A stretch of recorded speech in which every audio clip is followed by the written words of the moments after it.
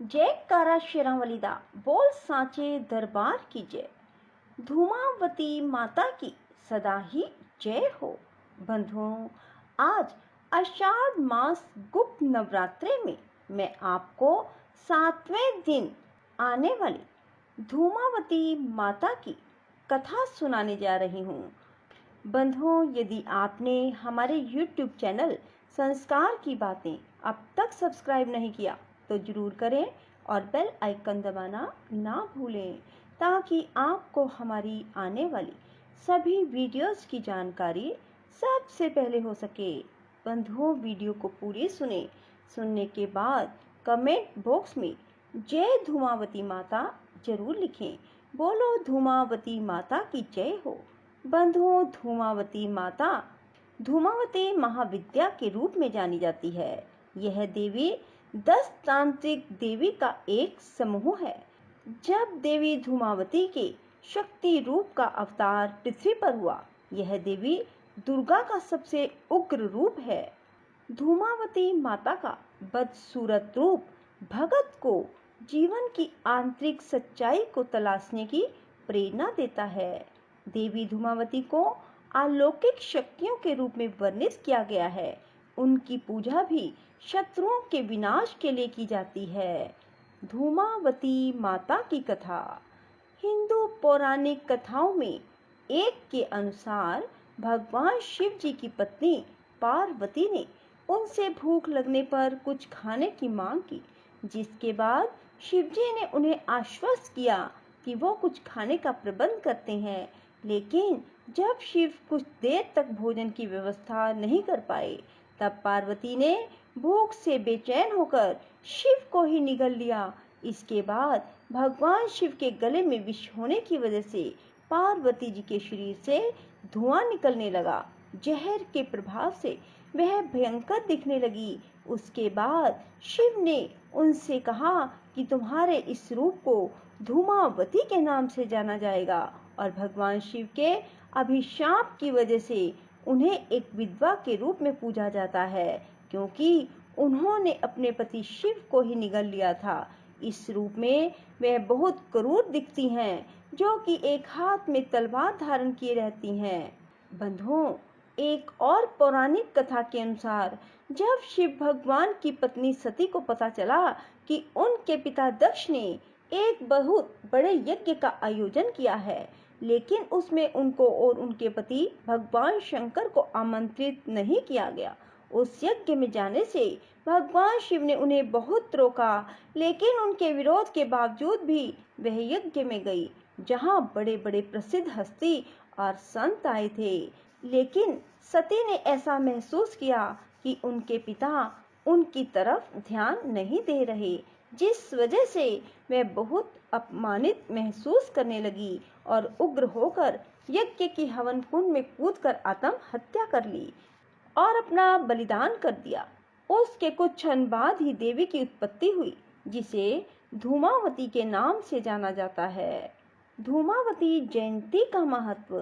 धूमावती देवी को एक रथ की सवारी करते हुए उस पर लगे ध्वजा में कोए के प्रतीक को दिखाते हुए एक बदसूरत बुजुर्ग विधवा महिला के रूप में दर्शित किया गया है, जिसके बाल सफेद होते हैं और वह सफेद साड़ी में दिखाई देती है।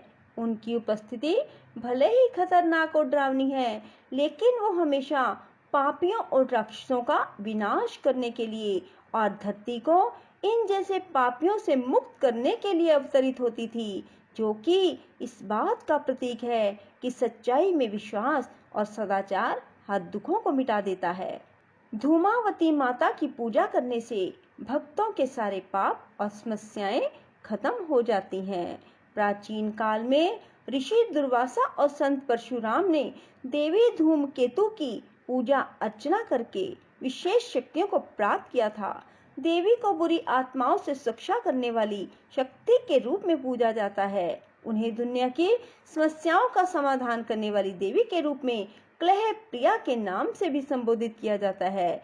ऐसा माना जाता है, अगर धूमावती जयंती के दिन देवी की एक झलक भी प्राप्त हो जाए तो देखने वाले भगत को दिव्य आशीर्वाद प्राप्त होता है। बंधुओं, भौतिक धन और सुख प्राप्ति के लिए भक्त पूरी भक्ति और मनोयोग से धूमावती माता की पूजा करते हैं। धूमावती माता को काले कपड़े में बंधा हुआ तिल समर्पित किया जाता है। ऐसी मान्यता है, अगर काले तिल के बीज को देवी को चढ़ाया जाए तो भक्त की जो भी मनोकामना होती है वह पूरी हो जाती है। माता धूमावती के समक्ष अगरबत्ती धूप अवश्य जलाएं और माता की पूजा फूलों से करें। बंधुओं, अब मैं आपको धूमावती माता का मंत्र बताने जा रही हूँ। यदि इस मंत्र को मोती की माला से 9 माला रोजाना जपा जाए तो मनुष्य की उसके शत्रुओं से रक्षा होती है। ओम धूम धूम धूमावती देव्यै स्वाहा। ओम धूम धूम धूमावती देव्यै स्वाहा। बोलो सच्चे दरबार की जय, धूमावती माता की जय।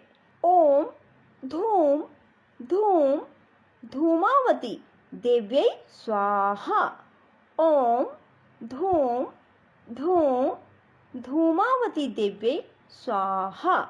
ओम धूम धूम धूमावती देव्यै स्वाहा। ओम धूम धूम धूमावती देव्यै स्वाहा। ओम धूम धूम धूमावती देव्यै स्वाहा। ओम धूम धूम धूमावती देव्यै स्वाहा। ओम धूम धूम धूमावती देव्यै स्वाहा। ओम धूम धूम धूमावती देव्यै स्वाहा। ओम धूम धूम धूमावती देव्यै स्वाहा। ओम धूम धूम धूमावती देव्यै स्वाहा। ओम धूम धूम धूमावती देव्यै स्वाहा। ओम धूम धूम धूमावती देव्यै स्वाहा। ओम धूम धूम धूमावती देव्यै स्वाहा।